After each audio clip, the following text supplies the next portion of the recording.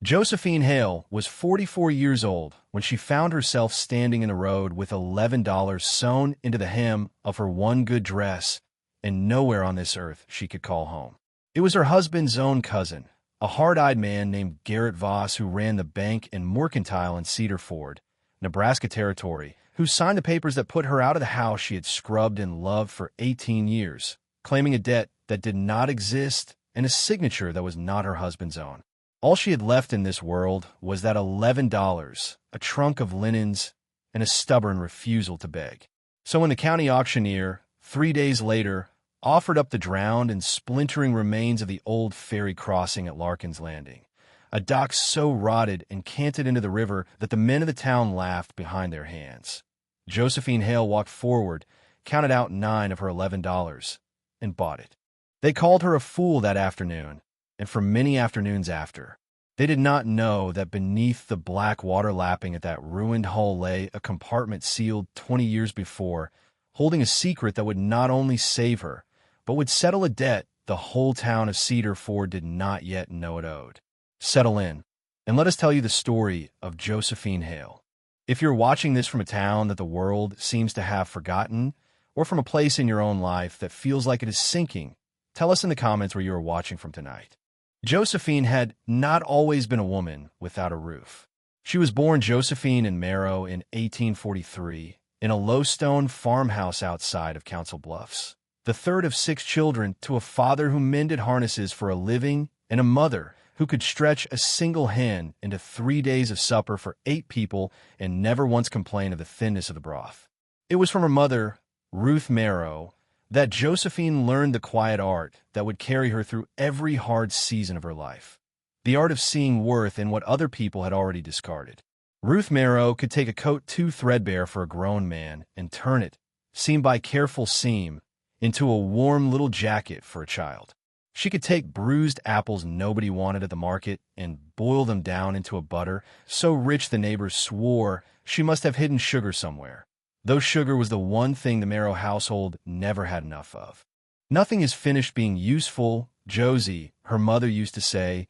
working by lamplight with her spectacles low on her nose until somebody decides it's finished, and you don't ever have to be the one who decides that. Josephine carried those words the way another woman might carry a locket, close against her, taken out, and turned over in her mind whenever the world tried to convince her that something or someone was worthless. She met Thomas Hale at 19, at a barn raising outside of Cedar Ford, a town that in those years was little more than a cluster of buildings clinging to the western bank of the Platte River, its whole existence dependent on the ferry that carried wagons, cattle, and hopeful families across the water toward the territory beyond. Thomas was the son of Ezra Hale, the very man who had built that ferry crossing with his own hands back in 1858 and had, in doing so, more or less built the town around it, since nothing moved west of the Platte without passing his dock first. Thomas was a quiet man, broad through the shoulders,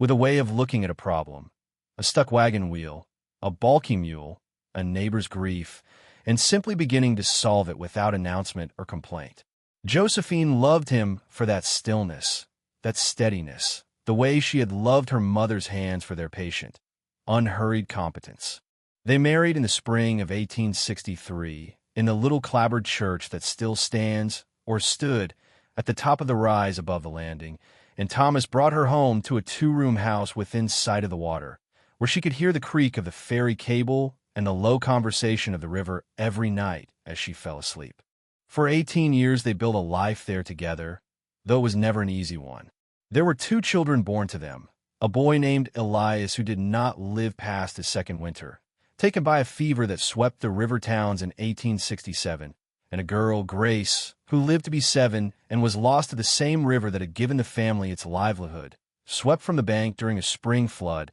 while chasing a dog that had run too near the current. Josephine grieved both children in the particular silence of a woman who has learned that grief, like everything else on the frontier, must eventually be folded up small enough to carry while the work goes on. She never spoke of either child without her voice growing careful, the way a person walks carefully across a floor they know to be weak in places. But she did not let the grief harden her. If anything, it deepened the softness in her, the instinct to notice what others overlooked, to tend what others had given up on,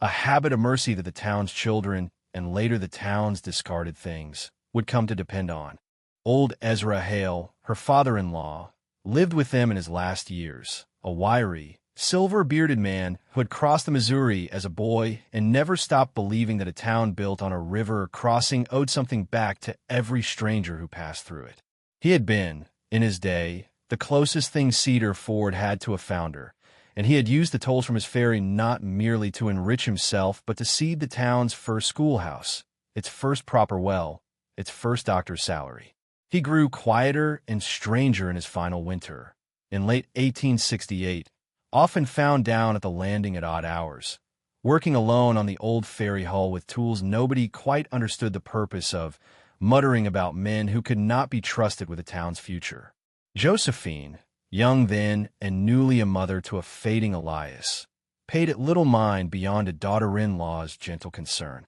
Ezra died that winter of a lung sickness, and whatever he had been building or hiding at the landing was assumed, by everyone including Josephine, to have died with him,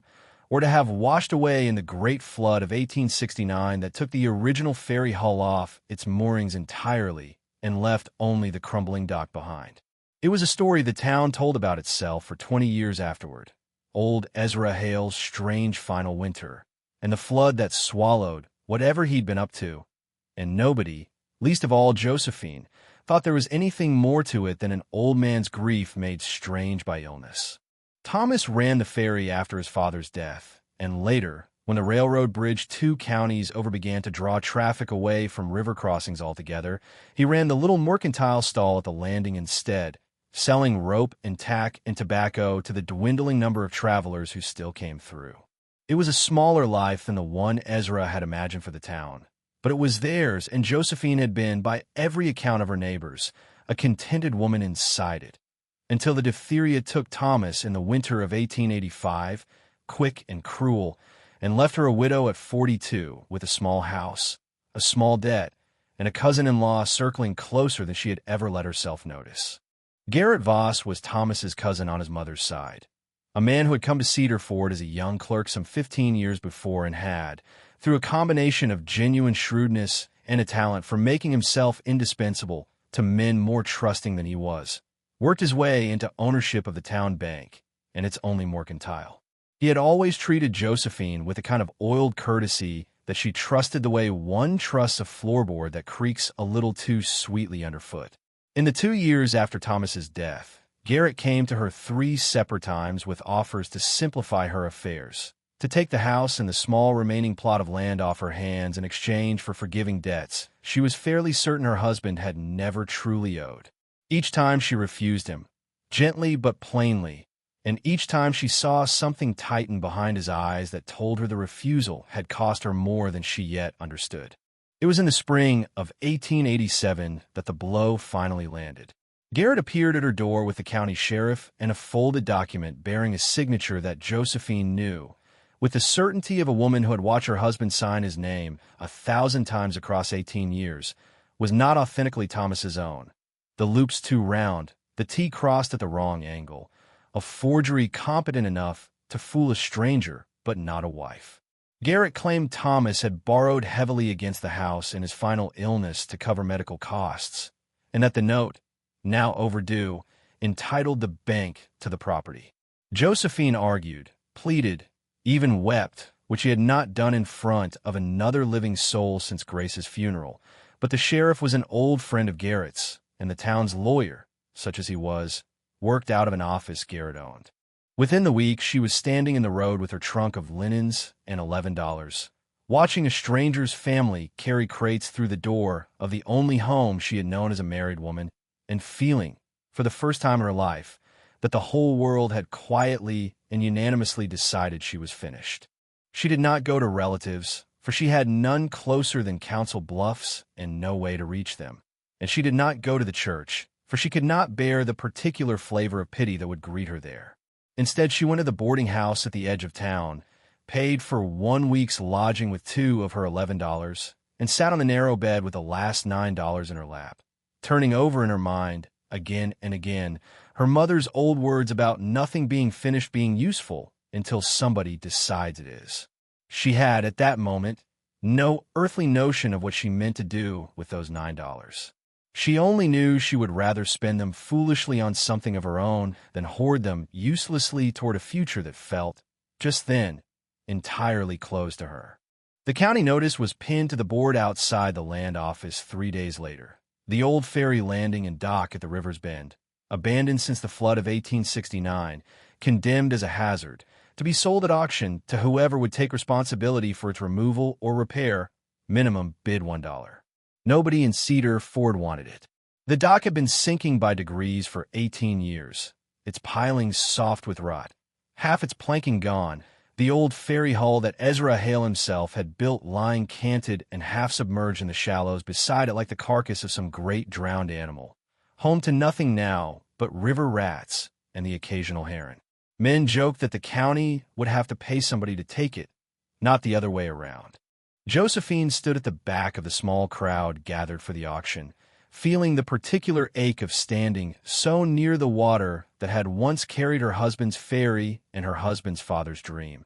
And when the auctioneer called for bids, she heard her own voice before she had quite decided to use it. $9, she said. There was a ripple of laughter, not unkind exactly, but not kind either, the laughter of people who had already decided what a person's worth must be and were amused to see her prove it. Nobody bid against her. The gavel fell, and Josephine Hale, 44 years old, penniless, husbandless, and homeless, became the sole owner of the most useless piece of property in Dallas County. She walked down to the landing that same afternoon, alone, with the last $2 in her pocket and a strange, unfamiliar lightness in her chest that she did not yet understand was hope. The dock groaned under her weight in places, and she picked her way carefully across boards silvered with age, past the tilted piling where a rusted ring still hung that had once held the ferry's mooring line. The old hull sat half in the water at the landing's edge, its timbers gray and swollen,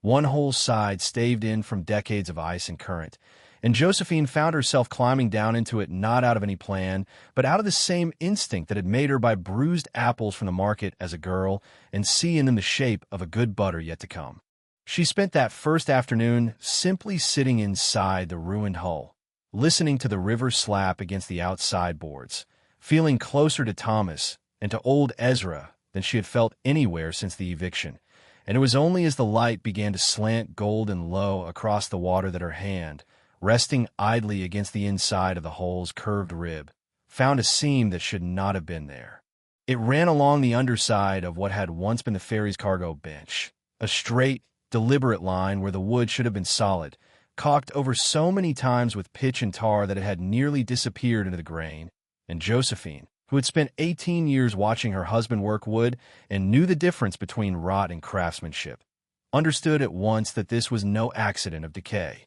She worked at it with the small knife she carried for cutting twine, prying gently, patiently, the way her mother had once picked apart an old coat seam by seam, and after the better part of an hour the panel gave way all at once with a soft, tired groan, revealing a hollow space no larger than a bread box, lined with oilcloth gone stiff and dark with age. Inside, wrapped and rewrapped in layers of waxed canvas that had somehow, miraculously, kept the rivers damp at bay for 18 years, she found a small tin box, a leather-bound ledger swollen thick with damp but not destroyed, and a folded document sealed with a ribbon that had once been red and was now the color of dried blood. Her hands were shaking too badly to open any of it there in the failing light, and some instinct, perhaps the same one that had kept her quiet all those years about her grief, told her not to. She wrapped everything back in the driest cloth she had, tucked it beneath her shawl against her body the way she might once have carried an infant,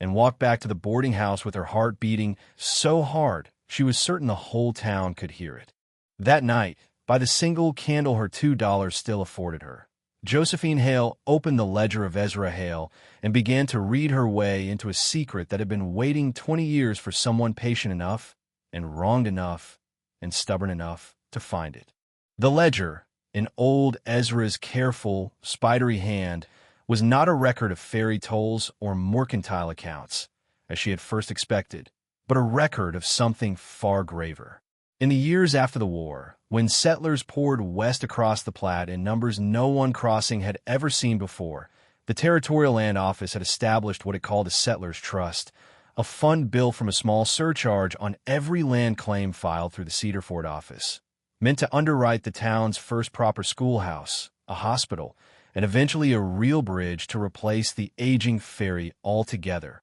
A trust intended, in short, to be the town's inheritance built by the very travelers who had passed through it on their way to somewhere else. Ezra Hale had been one of 3 trustees appointed to oversee it, alongside the territorial land agent of that era, a man named Wendell Voss, and a third man, a judge, long since moved away. Ezra's ledger recorded, in increasingly agitated entries through the autumn and winter of 1868, his growing certainty that Wendell Voss, Garrett's own father, Josephine realized with a cold jolt as she read the name, had been quietly siphoning the trust's funds for years, falsifying claim records, pocketing surcharges that should have gone toward the schoolhouse and the bridge, and preparing, when the fraud grew too large to hide, to disappear west with what remained before anyone thought to audit the books. Ezra had confronted him that winter, the ledger recorded, and Wendell Voss had not denied it, but had instead threatened Ezra's family, his son Thomas, his young grandson Elias, not yet a year in his grave, in terms specific enough that even reading them 20 years later, Josephine felt the cold pass through her. Rather than risk the fraud coming fully to light and dragging his own family's name and safety through it, and unable to trust the territorial courts, which Wendell Voss had partly bought, Ezra had made a quieter choice. He had recovered what remained of the trust's actual coin, gold and silver specie the elder Voss had not yet managed to spirit away. Some $340 in period coin, a genuine fortune for a town that size in those years, along with the deed papers proving the trust's rightful ownership of the town commons that Voss had been quietly retitling to himself under false claim numbers. He hid all of it, together with his own sworn account of the fraud, inside the hull of the ferry he himself had built, trusting that a compartment inside a working boat was safer from a corrupt land agent than any bank or courthouse in the county, and intending, the ledger's final entries made clear, to bring the whole matter before an honest circuit judge come spring. He died of his lung sickness before the spring came, and the flood of 1869, which took the ferry off its moorings and left it half sunk and forgotten at the landing, had done what Wendell Voss himself never managed. It had buried the evidence of his fraud so completely that even his own son, growing up afterward as a respectable clerk and then a respected banker in the very town his father had tried to rob, seemed genuinely not to know the particulars of what his father had done, only that the family had once, mysteriously, come into money. Nobody quite explained. Garrett Voss had built his entire life, his bank, his mercantile, his standing in Cedar Fort, on the unexamined foundation of a fraud his own father committed and never faced. And it was that same family, in a cruelty of circumstance Josephine could hardly credit, that had turned around and taken her home from her 20 years later with a forged signature, as though the sin had simply passed down through the blood, waiting for a new generation of Hales to rob. The tin box, when she finally worked its rusted latch open with trembling fingers near midnight, held the coin, still bright in places where the wax paper had done its work. $340 in old gold and silver. More money than Josephine Hale had seen in one place in her entire life. More than enough to buy back her house twice over and live comfortably besides. And beneath the coin lay the folded deed, the one sealed with the ribbon gone the color of dried blood, granting the town commons, the very half-mile stretch of riverside land where the schoolhouse and the church and the town square now stood, land every family in Cedar Fort assumed belonged to no one in particular and to everyone equally, to the settlers' trust in perpetuity, to be held for the benefit of the town's children and its common good, signed and witnessed and entirely, damningly, legal. Josephine sat with all of it spread across the thin blanket of her boarding house bed until the candle guttered out, and she understood, in the particular clarity that comes to a person at the end of a very long day, that she was holding in her two hands not merely her own rescue, but the true, buried inheritance of an entire town that did not know it had ever been robbed. She did not act rashly, though every instinct in her, freshly wounded as she was, might have forgiven her for wanting to. She thought first of simply taking the coin and disappearing to Council Bluffs, of buying back nothing and owing nothing to a town that had watched her be cast into the road, and laughed when she bought a sinking dock rather than lift a hand to help her.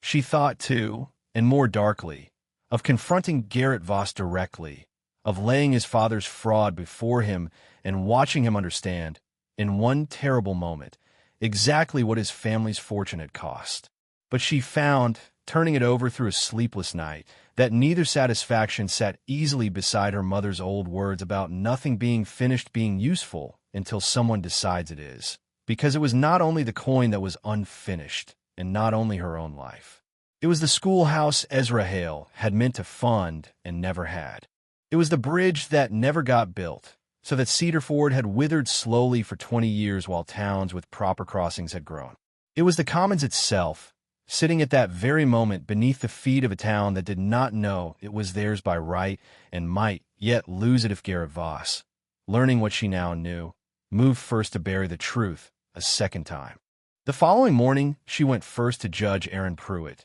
the circuit judge who rode through Cedar Ford twice a year and who had, unlike the local sheriff, no debts of gratitude to Garrett Voss that Josephine had ever heard of. She brought with her only the ledger, not the coin, judging correctly that a fair man would be more moved by evidence of an old wrong than by the temptation of new wealth, and she watched the judge's face change as he read Ezra Hale's 20-year-old account, the careful dates, the specific figures, the description of Wendell Voss's threats against a dying man's grandson. Judge Pruitt asked her, when he finished, why she had not simply kept the coin quietly and said nothing of any of it. And Josephine answered him with the only truth she had, that a woman who had lost 2 children and a husband and finally a home had very little left to protect except her own conscience, and she did not intend to lose that too. Word of what had been found at the old landing moved through Cedar Ford faster than the Platte itself moved in springtime, and it did not take Garrett Voss long to understand the shape of the danger he was in.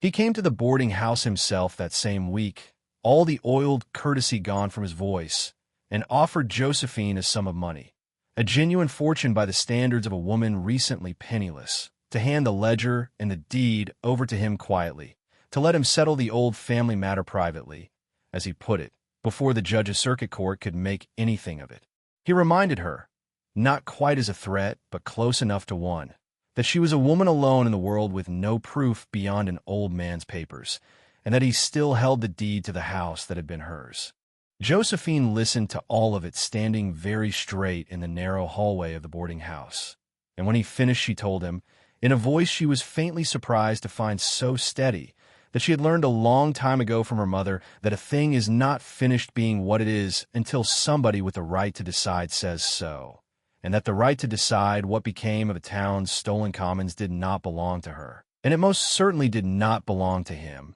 but to the town itself, and to an honest judge, and that she intended to see both of them get the chance to decide it fairly. Garrett Voss's fraudulent claim against her own house, it turned out, could not survive the scrutiny that followed. Once Judge Pruitt's court began examining Ezra Hale's ledger in earnest, and once a handwriting expert brought up from the territorial capital compared the forged note against Thomas Hale's genuine signature on file at the very bank Garrett owned, the fabricated debt collapsed entirely, and Josephine's house was restored to her by summer's end. But it was what happened at the town commons that mattered more and mattered longest. The deed Ezra Hale had hidden was found, upon careful examination by the court, to be entirely sound, and the settlers' trust, dormant for 20 years but never legally dissolved, was reinstated with Josephine Hale herself named. At Judge Pruitt's insistence, and with the enthusiastic support of nearly every family in Cedar Ford who had watched her patient search vindicate an old man's 20-year silence. As its sole surviving trustee, Garrett Voss faced no prison sentence, for the fraud itself had been his father's and not strictly his own, but he faced something perhaps harder for a proud man to bear in a small town: the quiet, universal understanding among his neighbors of exactly what his family's fortune had truly been built on, and the loss of the mercantile lease on the Commons land, which reverted, under the reinstated trust, to the town itself rather than to him. He sold his interest in the bank within the year and left Cedar Ford for the capital, and no one, Josephine included, troubled themselves overmuch about where he went. The $340 in old coin, together with interest the trust had technically accrued on paper across 2 decades of dormancy that the court, in a gesture of genuine goodwill, allowed to stand, became the seed of exactly what Ezra Hale had always intended: a real schoolhouse, built the following spring on the Commons with lumber donated by half the families in the county once they understood the story, and 2 years after that, a proper bridge across the Platte at Cedar Ford, the first the town had ever had, which meant that travelers no longer needed to detour 20 miles to the railroad crossing, and which meant, in the plainest terms, that Cedar Ford stopped withering and began, slowly, to grow again. The old ferry landing itself, the dock that $9 had bought and every soul in town had laughed at, was rebuilt as the trust's first project, sturdy and sound, with a small brass plaque set into its main piling reading simply, "In memory of Ezra Hale, who kept faith, and Josephine Hale, who finished what he started." They had called her a fool, back at the beginning, for spending her last $9 on a sinking dock nobody else would touch, and Josephine Hale, standing at the rebuilt landing some months later, watching children cross the new bridge to the new schoolhouse on their way home in the late afternoon light, found she did not much mind having been called that. She thought often, in those quiet months, of her mother working by lamplight over a coat too worn for any sensible use, insisting that nothing is finished being useful until somebody decides it is. And she understood now, in a way she had not fully understood as a girl, that the same mercy applied not only to coats and bruised apples and sinking docks, but to people, to a grieving widow the town had been ready to write off, to an old man's 20-year silence nobody thought worth investigating, to a whole struggling settlement that the railroad had left behind and that everyone assumed had already had its chance and lost it. She had not set out to save Cedar Ford. She had set out, in her darkest hour, only to spend her last dollars on something entirely her own, since the world had left her so very little else. But in refusing to let that sinking dock, or herself, be the thing that others had already decided was finished, Josephine Hale had restored to an entire town the inheritance it never knew it had lost, and had done it not for gold, though the gold had certainly helped, but because a woman who has been thrown away herself is sometimes the only one patient enough to notice what else has been thrown away beside her. Thank you for spending this time with Josephine Hale and the sinking dock at Larkin's Landing, a story we hope reminded you that value has a way of hiding in the last places anyone thinks to look, and in the people the world has already stopped looking at, too. If this story moved you, we would be so glad if you would share it with someone who needs to hear that it is never too late for an overlooked thing or an overlooked person to be found. We would love to know, in the comments below, what is a time you found real value in something or someone that everyone else had already written off. We read every one of them. Until next time, stay close.